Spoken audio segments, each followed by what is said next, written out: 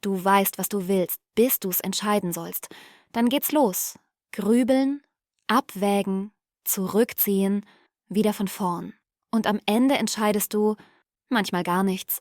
Willkommen im Club der Entscheidungsmüden.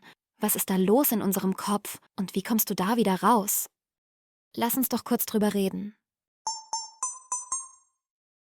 Der Moment, in dem alles kippt. Es fängt oft ganz harmlos an. Du stehst im Supermarkt. Du willst Nudeln kaufen. Ganz simpel, denkst du. Aber dann Spaghetti, Penne, Fusilli, Dinkel, Vollkorn, mit Ei, ohne Ei, Bio, billig, italienisch. Du stehst da wie versteinert, mit der leisen Panik, dass eine falsche Wahl dein komplettes Abendessen ruiniert. Und am Ende greifst du zur Sorte, die du immer nimmst, frustriert, aber wenigstens fertig. Und das war nur Pasta. Jetzt stell dir mal vor, du suchst ein neues Girokonto, eine neue Wohnung oder einen Job oder entscheidest, ob du Kinder willst. Boom. Kopfchaos. Willkommen.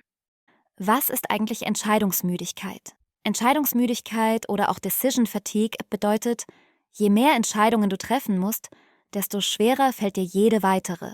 Dein Gehirn ist wie ein Akku. Jede Entscheidung zieht ein bisschen Saft ab. Und irgendwann Low Battery. Dann wird aus was wäre gut für mich? Plötzlich Hauptsache es ist vorbei. Fun Fact: Deshalb tragen viele Menschen in Machtpositionen, wie Steve Jobs oder Barack Obama, oft die gleichen Klamotten. Nicht, weil sie Modemuffel sind, sondern weil sie sich den Entscheidungsakku fürs Wichtige aufsparen. Warum Entscheidungen manchmal so quälend sind. Also, warum ist das eigentlich so schwer? Das hier ist keine Matheaufgabe. Und trotzdem bringt's uns ins Schwitzen. Wir reden von simplen Entscheidungen. Was esse ich? Was ziehe ich an? Bleibe ich? Gehe ich? Sag ich ja oder lieber vielleicht? Und trotzdem fühlt es sich manchmal an, als würdest du ein Leben retten müssen. Deins. Das hat 3 Hauptgründe und die wirken aufeinander wie ein schlechtes Trio auf Klassenfahrt. Erstens. Zu viele Optionen, das Marmeladenparadoxon. Je mehr Auswahl, desto besser, oder? Naja, klingt gut, ist aber psychologisch totaler Quatsch. Studien zeigen, wenn Menschen zwischen 24 Marmeladensorten wählen können, kaufen sie am Ende oft gar keine. Warum? Weil zu viele Optionen unser Gehirn lähmen. Das nennt man Choice Overload, Auswahlüberlastung. Jede Möglichkeit schließt eine andere aus.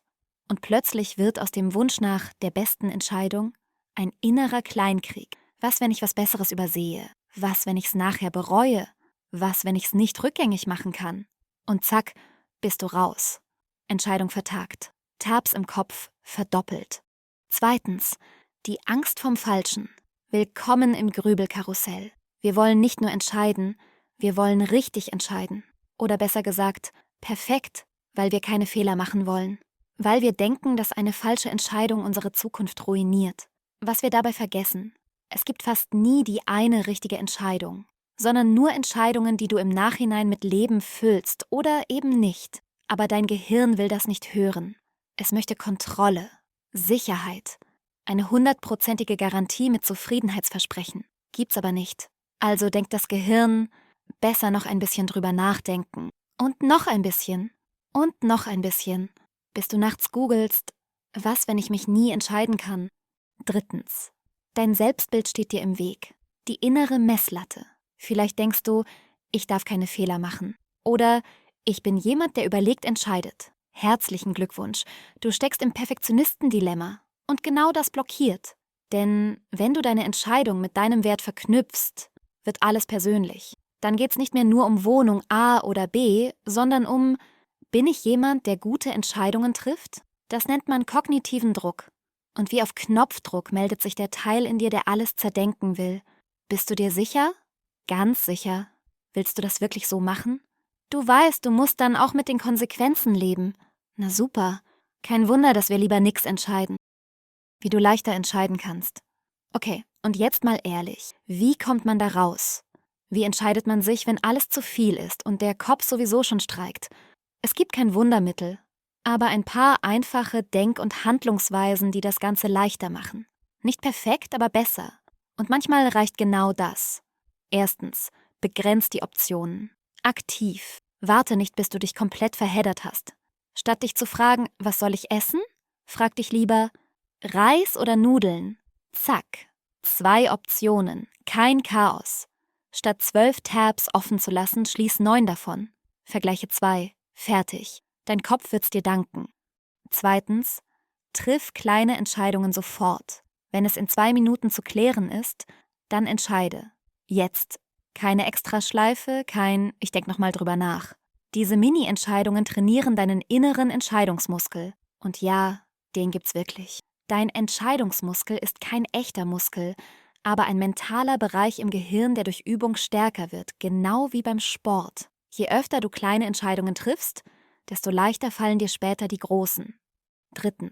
Stell dir vor, deine beste Freundin hätte das Problem. Was würdest du ihr raten? Komischerweise ist man bei anderen oft viel klarer, viel mitfühlender und weniger verkopft. Diese Perspektive hilft, weil du den Druck rausnimmst und deinen eigenen Lärm mal kurz leise drehst. 4. Und das ist schwer, aber wichtig. Akzeptier, dass es die perfekte Entscheidung nicht gibt. Es gibt keine Zukunft, in der alles glatt läuft, niemand enttäuscht ist und du auf einem Regenbogen zur Arbeit reitest. Es gibt nur Entscheidungen, die du im Nachhinein mit Leben füllen kannst. Nicht spektakulär, aber verdammt wirksam. Und 5. Setz dir ein Default, also eine Art Wenn-bis-dann-Entscheidung. Sowas wie, wenn ich bis morgen früh kein klares Nein spüre, nehme ich Option A. Das nimmt Druck raus und gibt deinem Bauchgefühl Raum, sich zu melden, ganz ohne Drama. Ein kleiner Gedanke zum Mitnehmen. Entscheiden heißt Verantwortung übernehmen für dein Leben, deinen Weg, deinen nächsten Schritt. Aber es heißt nicht, alles muss perfekt sein, sondern du darfst losgehen, auch wenn du den ganzen Weg noch nicht kennst. Denn je länger du wartest, desto schwerer fühlt sich der erste Schritt an. Und am Ende ist keine Entscheidung auch eine Entscheidung. Die Frage ist nur, ist es die, die du wolltest? Wenn du dich oft verzettelst oder dir schwer tust mit Entscheidungen, dann bist du nicht allein. Aber du kannst lernen, deinem Bauch, deinem Kopf und deinem Herzen wieder zu vertrauen. Hat dir das Video geholfen? Dann klick gern auf Like, abonnier den Kanal und schreib mir gern in die Kommentare, welche Entscheidung schiebst du gerade vor dir her?